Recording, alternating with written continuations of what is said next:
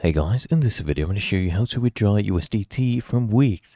First thing I want you to do is just come here, the top right, click on your profile icon, and then here I want you to transfer everything, okay, from your spot account, right? Make sure this one is set to futures and you're transferring to spot, basically, your USDT.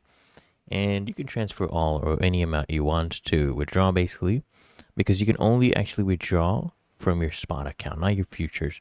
So once everything is in your spot account, make sure you go to security right here, okay?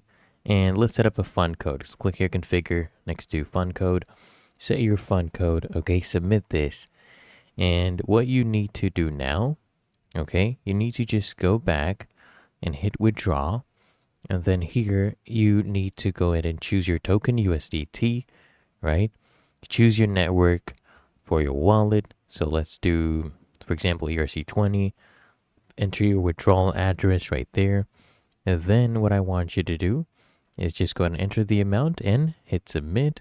Enter your email verification code, your fund code, hit confirm, and you'll see the order has been submitted. You can view the withdrawal status, and it should succeed.